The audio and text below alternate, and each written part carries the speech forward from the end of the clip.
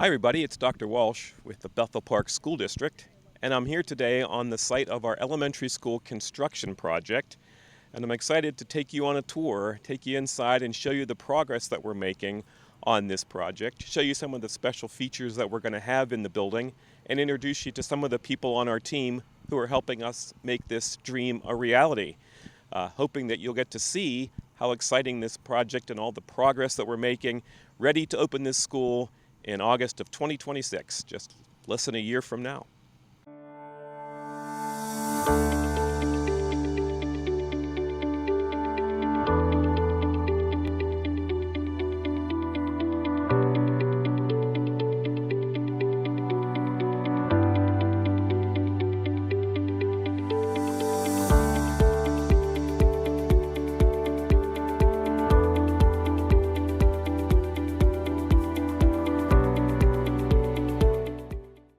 So we got a little closer to the building and picked up one of our teammates here. This is Mr. Dan Dillo, who is an architect from Draw Collective. They're the design team behind the building. And tell us, Dan, where are we right now in relation to the building, and what are we looking at? Hi, Dr. Walsh. Thank you. This is the main entrance to the building. You're currently standing where parents will drop off kids in the morning for school. And so this is a welcoming entrance. There's a lot of large spaces directly behind you. It's going to be the auditorium. It's going to be the cafeteria, and they're going to get lots of light. I don't know if you can see some of the glass behind us. It's going to be a well-lit area. We brought the canopy down a little bit so that it's not like you're entering this giant space. And a lot of the security functions are going to be happening right to my left. That's where the administration area is. Then down the hill, we have a 3-story classroom wing. And those are the areas that are the most developed right now. That's where we've got teachers that are going to have to move in. And so that's where we're doing all the hot work right now. The ground floor is on the bottom. That's going to be finished in January, February. And then the floor above that, which is where we're standing right now, that's going to be closer to March, April.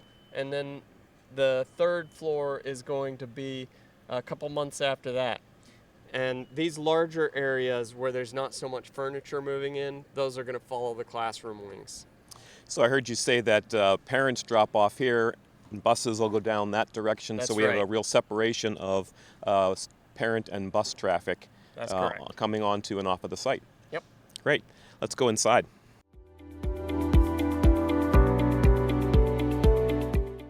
Okay, so now we're inside the building, and I'm with another member of our team here. This is Mrs. Miracle, our principal, the inaugural principal of the building.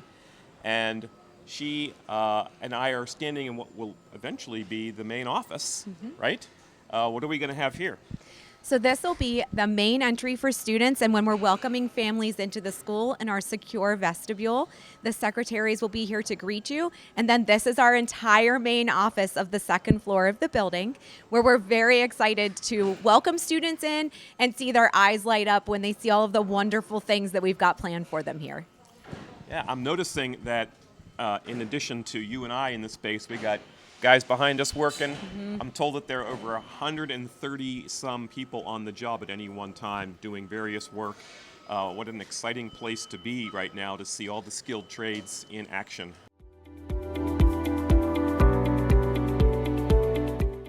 So now we're a little further in the building, and Dan, where are we now? Tell us what we're looking at. Yeah, this is the main cafeteria. You're looking at one leg of a big L. The other side disappears behind us, and we've separated it into 2 different cafeterias. That allows you a lot of flexibility for separating who you're serving at what time. So you can stagger your lunches, and you can have age-appropriate furniture. So we're going to serve younger kids in this cafeteria, and then the older kids around the corner. You have 2 different serving lines. You have 2 different prep spaces. It's really a high quality space that you're going to achieve. I'm really excited about it. You're going to get lots of natural light in here. And then you can see all the way at the end, they're already starting to put drywall up on the far end of the building. Yeah, and you were telling me earlier that this room also have large video monitors, so we could have like birthday messages and greetings and things like that to catch the kids' eye while they're having lunch. That's right. Yeah, it's a great space. Thank you.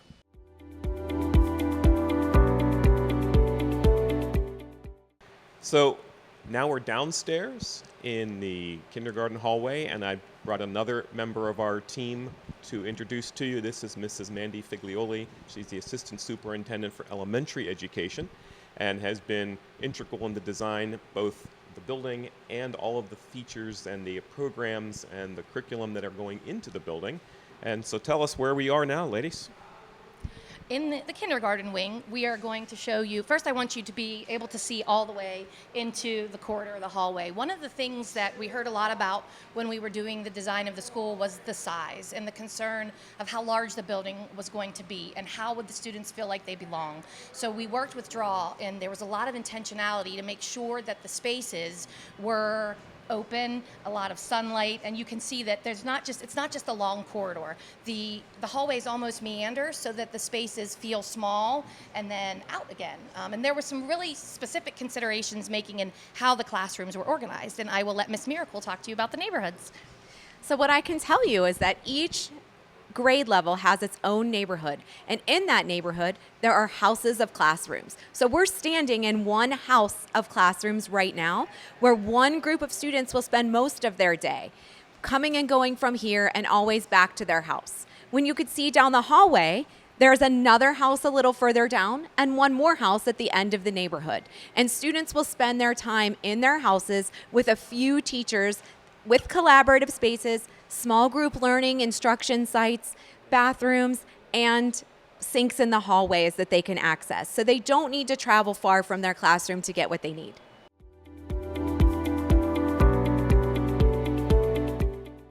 We've moved into a classroom now, and joining me now in this classroom is another member of our team here. This is Mr. R.C. Schultz, who's with Becerro Construction Management Services. He's our project manager. And you know, when I look at it as a layperson, I see a room that still needs a lot of work. Tell me, where are we in the process of a room like this, and how are we on the schedule? We're doing great on the schedule, picking up a lot of time, especially with this great weather we're having. But in here, you can see it does, for the untrained eye, it does look unfinished and far away from finished. But in reality, we're about 6 to 8 weeks away from putting finishes in this room, where we'll have flooring, ceiling, lights, and paint on the wall and everything else. And the rest of the classroom spaces are not far behind this one. So that's a huge sign. Like you're saying, 6 to 8 weeks, this room could be ready to move into. it'll be ready for finishes, and once we get all the finishes in, we'll seal it up, and it'll be ready for the kids. So rooms like this are slated for completion at what point? In the spring. In the spring. Yep. And rooms, so we're on the ground floor. Anything above us is a little bit behind that, so we're talking You're talking weeks. weeks behind. Yeah, it's not months, you're talking weeks. And so by the time we finish the top floors, finishes in classrooms, it's probably early summer of 2026. The classroom wings will be, yes. Yeah. For that time period, and ready for furniture move-in and getting ready for the kidsies. Yeah, what's been the most interesting challenge with this project from your perspective and experiences? Most interesting challenge has been the dirt issues we faced early on, but as a team we got through them, we worked through them. So now moving forward, typically you're battling the weather, but we've been blessed with really good weather lately, although someone might not like no rain, but we in this industry love it. We could get a lot done and work long hours. So the big challenges were early on, and there's really no big challenges now. It's just situation normal, and let's go to work. And one other thing I wanted to make sure we mention too is that every time you come and report to us at the board level, you're always bragging about the number of work days with worker safety, and so we're on a pretty good run right now. Oh yeah, we're in an excellent run. We're well over 400 days with over 100 people working on this site. So that's a huge credit to the workers, to their management, to the district of, everybody wants everyone to go home safely and work safely, and we've been doing that, and it's a great accomplishment, and we're all proud of it. Yeah, so are we. Thank you.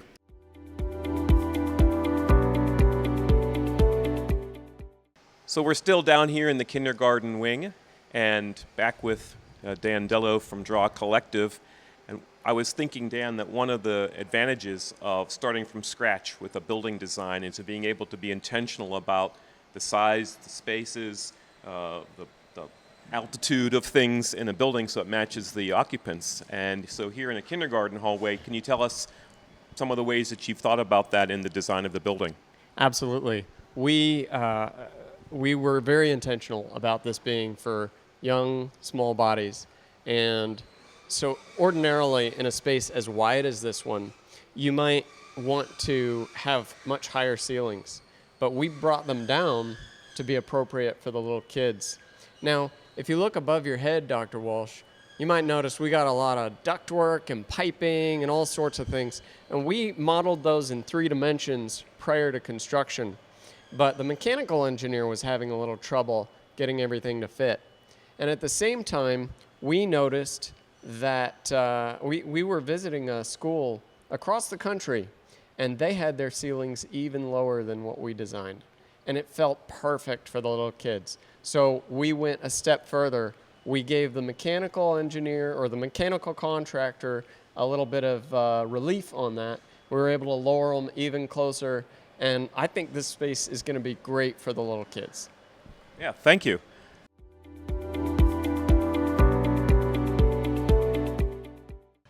Now we're in one of my all-time favorite spaces for this building, and we're not actually in the building anymore. We're in the courtyard of the building between the 2 academic wings. This is an outdoor classroom, and here to tell us about the exciting features of the outdoor classroom is our assistant superintendent, Mrs. Figlioli. So tell me how great this space is going to be. Hello again. We're very, very excited about this space. We spent a lot of time in the design process working with the Children's Museum to make a space that allowed the learning to extend into the outdoors. So in the outdoor classroom, the students will have the opportunity to do things that they can't do inside. They'll be able to collaborate in a huge open space. They'll be able to plant gardens. They'll be able to use nature's items to do their writing and drawing and have opportunities that we haven't been able to give them before. We have great people in all of our schools, but our schools have not allowed us to have these innovative programs. So this is a really exciting opportunity for the students and the teachers of Bethel Park to have the first nature lab in the area. And we're also looking right behind us here at 2 new rooms. We'll call them STEAM labs. And that's a new feature. It's also going to be a new part of our curriculum, too. Can you tell us about that? Yeah, absolutely. We currently do not have a special area class where the children are engaged in the engineering design process. So we're excited to bring these opportunities to the students in K through 5. They will have that new special area class, and they will have opportunities to explore things like artificial intelligence, digital citizenship. You're going to see a lot of upcycling where students are using materials that we're collecting and using them in new and creative ways. And ultimately, we want our students to be resourceful. As they go through the STEAM classes, they're going to be learning about high-tech tools and low-tech tools. And as they learn those tools and become fluent with them, the things that they can create are endless. Sounds so exciting. We can't wait.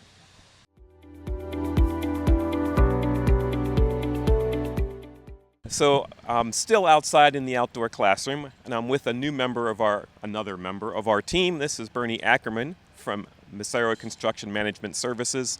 He's another one of the project managers.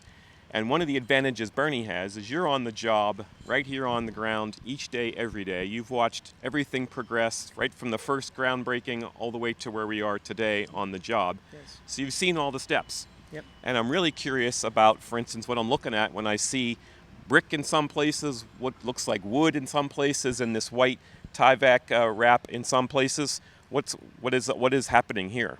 So with that being said, we got multiple layers going on. We got a Dens glass going in for a vapor barrier. We got Hunter glass for the energy and the insulation panels.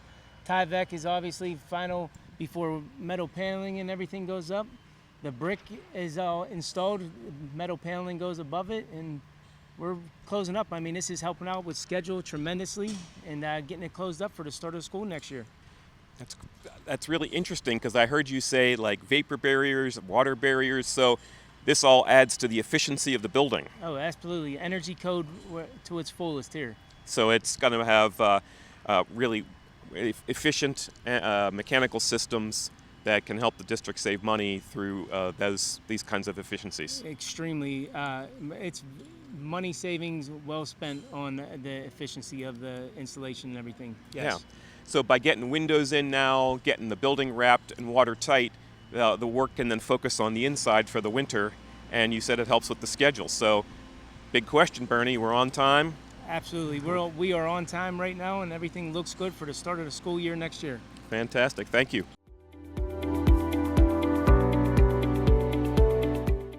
So we're back inside and with another member of our team here. This is Dr. Mark Korsinski, Assistant Superintendent for Facilities and Operations. And Dr. Korsinski is our eyes and ears, the administrator on site with this construction project. He's at all the construction meetings. He's overseeing all of the contractors and all the members of the design team. And one of the things I was hoping we could talk about with you, Dr. Korsinski, is a little bit about the enhanced 21st century safety features, security features that we've got planned for this building. And it's quite coincidental that we're here in what is going to be the main gymnasium, and then doubles as a tornado shelter too. So tell us about safety and security. So welcome to the new elementary school. We are in the expansive gym. There's a lot of planning and coordination with the construction team as well as the municipality. This in itself is rated for an EF5 tornado. It is all ballistic and weatherproofed. So this is our storm shelter. We also have a lot of features that are modern day, 21st century type stuff. We have a captured entrance that has ballistic glass in it. All of our windows are attack resistant. We have technology that spans from AI cameras, a significant number of cameras, as well as modern construction that would prevent more preventative maintenance or preventative technology that will keep us safe. Thank you.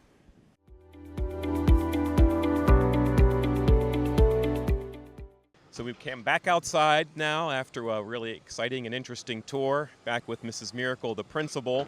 And I was hoping you could tell us a little bit about how you've envisioned really a difference between, say, a primary kid's experience in the building and a intermediate, like third, fourth graders' experience in the building. Absolutely. So we were very intentional in planning these spaces for developmentally appropriate lessons and activities. So you can see behind us, this is the very expansive K2 playground that students will be utilizing during recess and playtime. And there's an equally expansive area on the other side of the building that third through fifth graders will be using. And both of these areas have developmentally appropriate play areas and surfaces and things that will really engage students. Throughout the building, you'll find that to be true. There are spaces like a library that's for K to 2 students and a library for 3 to 5 students, and same with the gym sizes and other parts of the school. So when they walk in, if you're a kindergarten student, the things you'll be seeing every day are kindergarten size, and they feel right for what you're ready to do with your brain. And if you're a fifth grader, you'll walk into your parts of the building and feel the same way. So I'm a kindergartner, I'm a first grader. I'm not ever going all the way up 3 flights of stairs to get to something on the 3rd floor. Nope. Similarly, if I'm in 5th grade, I'm never down in the kindergarten area. There's nothing down there for me academically or Not at all. grammatically. Every student in the building will move up or down 1 floor depending on the needs they have. So kindergartners will walk up 1 flight of stairs to access the cafeteria. 5th graders would come down 1 flight of stairs to access the cafeteria, but they'll never go further than that away from each other.